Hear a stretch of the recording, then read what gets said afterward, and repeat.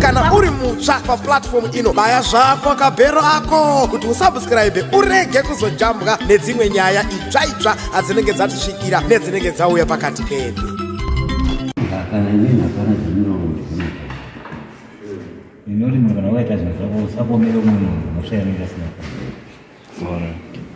Kuti mhosva iyi makaipara muchida here kana kuti maimbunyikidzwa kana kuti kwete waita kusaziva wanga usiku angati munini nangu chairo baba vamwana vakadziva here mwana wakumaigurira. Pane vamwe vari kuti inini handina kuzviita. Pane vose vari apa muri kuziva here kuti ndiwo here? Pane wamunoti uyu haana kuzviita here kana kuti kana kati teseti vari kumekwetulibara ngetakapazvina awo alright. Ndiani anga ane mudzimai azobuda achichema? Alright.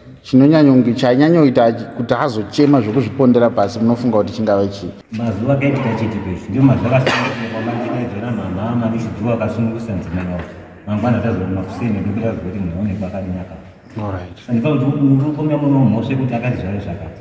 Okay. Akaitishinde kuti achipoke kuti ndinaye panapa ane vanhu ndisunungusa achitumwa chidai chizonangweka nekuuraya munhu ivi hatipambidzani makaona nakuti saka vamwe vari kupomera mwazi ndinoti vanganga vaine chaanga kuvengera here chotanga kupomera mhosva yakati mukurama munhu ndokuvenga iwo kuti chakati zvakade mukurama ndokuvengera chinhu chako musikazi kuti ndikuvengera chakati so imanga kuvengerai chizvo kupomerai kuponda munhu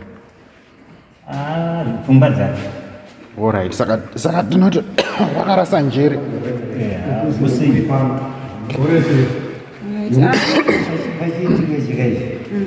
zvinototirwadza kuti setizorangati ndandinaye inini ndandisina zvinotirwadza sei kuti ndasadaro pamukurama. Alright, ini ngangodawo kubvunzawo kuna baba vari kokutanga panhau iyi mubvunzi inini ndini makatenga ndinoda kuziva kuti ndakambonzwa mashoko kuti imi munonzi mune mabhizinesi aminawo maida kudii nezvinhu izvi?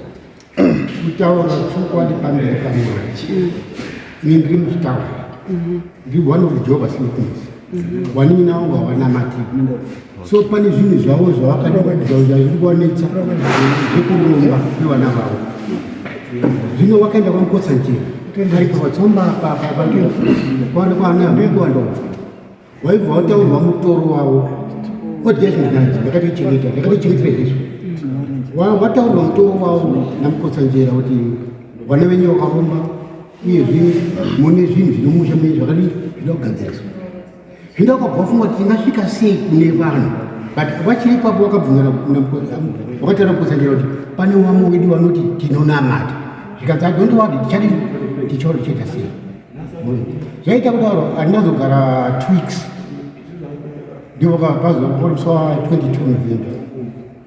22 November 2024 vakaikumba kwangu vari 16 zvikanzi hatisogara zvakanaka nengozi iyo vakatipara ikwatizora kushata kwacho ngekuti munhu ane ngozi rinouya kuti wakatora iwe kwamubata ndio waenda kwatizora kana takabva kuno last week ndio wakaenda kuti kwatizora zvaita kudaro hane kuda kunguva yedu aita basi. Inini ndine mubvunzo wekupedzisira pamunhu vatatu emini mhosva imuri kuti muri kuiramba imini hatichiti tozoti mapurisa edu emuzimbabwe ane unyanzvi hwekuferefeta nyaya iyi hatiti mapurisa azoferefeta nyaya iyi woona kuti mune mhosva muri kuona here kuti munenge muine imwe mhosva pamusoro pemhosva yamuyayo? Minazvinya pachezvamo vane mvumo yekuferefeta inda nditoona mhosva handitoona mhosva vane mvumo yekuferefeta pese pamunofefeta mhosva ndidini mhosva nakuraya munhu. Alright, fine. Ini mati baba vari kunyepera iyi but mhepo yemutaura futi pamuti mimi iripo pachipata ichochi mhepo iyi inofunga vanozi wakuronga uri apo abvunza kuti vakauva varini ngenakakuuraya ani mangoza zvangauta kuti iplan dishi yekuti nyepira kubudiwa inoita zvese zvinoita munhu anenge achikubudiwa. Alright, saka vanhu vakaronga zvese zvine zvikuru. Zvinhu zvako zviri patenderi kuti pangidze hazvichazivi. Chiro changu kurwadza maningi still panzi shop vanzwe ine zvechokwadi ine building yangu yetechshop yakaitwa yakaprova ye2002 uyu akauraya 2000 zvirifambira neda ingangoinenika sati zora ngawasadarwa kushambadza zita rangu ndisinonge ndichiuraya naye Sati Zora ndewapi awo?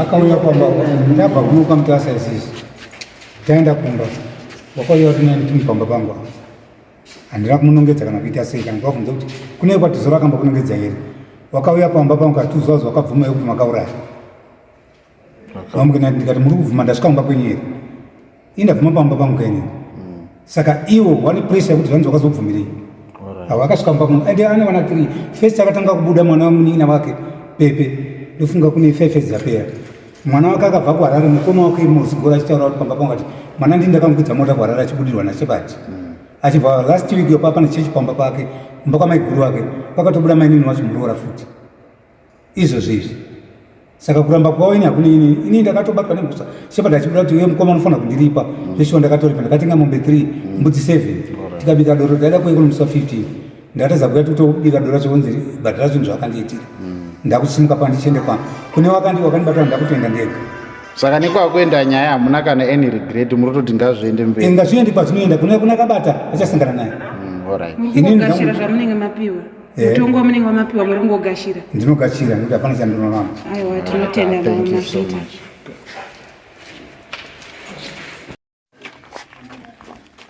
moenda nawo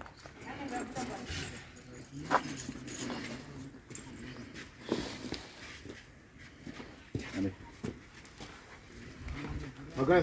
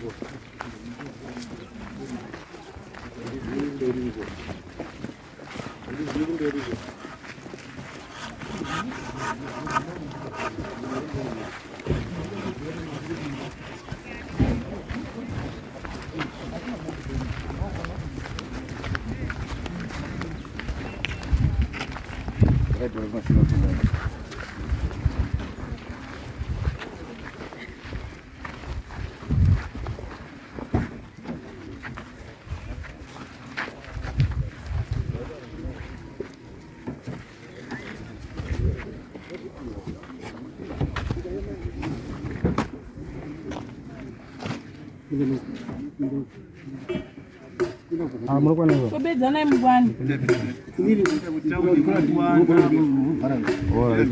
Pinda kupinde. Ngo ngapi no?